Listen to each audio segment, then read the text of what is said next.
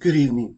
This is Patrick Burkhardt from American Revolution 8 History 512. I'm doing a project on the Sons of Liberty. In history, there are always pieces missing from the understanding of the past. This is also true of the Sons of Liberty.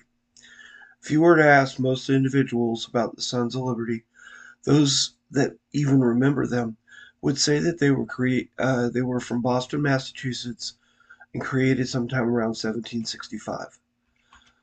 Others would remember the Boston Tea Party, but little else.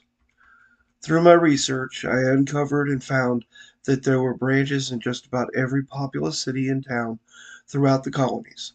For my final project, I chose the Sons of Liberty so it could better understand the mindset of the citizens and just how widespread the dissension really was.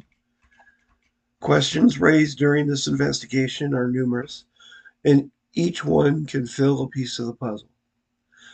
Many of the questions were just how did the Sons of Liberty become the Sons of Liberty? How big was the organization? Was it just in Boston, as history would like us to think, or was it much bigger? How well were they organized? And probably one of the most important questions, if there were if they were known to the British, as some history suggests, how were they able to function and progress with their actions for so long without any retribution?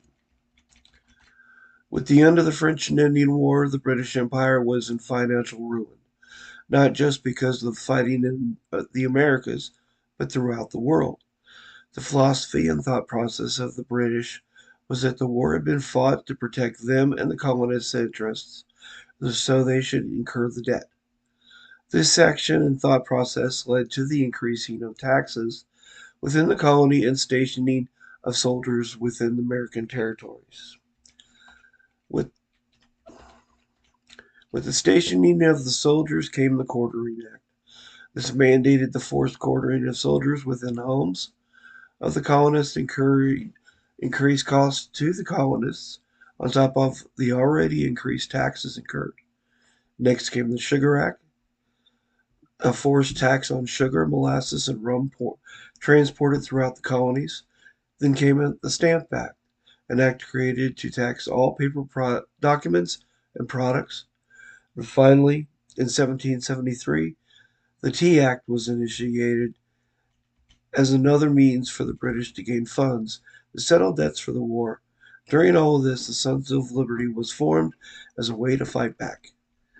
During the years leading up to the start of the Revolutionary War, the citizens reacted directly to the series of events, each created by the British government, each with the sole purpose of raising money to pay debts incurred from the 7 Years' War. After the war, the British Crown was desperate for funds to pay back debt, so an increase of taxes was approved by the Parliament and the King. These taxes were exclusive to the Americas and were meant to tell the colonists that the war was for them, so they needed to pay back the crown. With each new tax imposed, the anger within the colony grew, eventually leading up to the Revolutionary War. The colonists' response to all that was happening was to create the Sons of Liberty. Therefore, it was essential to understand the different aspects of the Sons of Liberty and their effects on history as a whole. Thank you.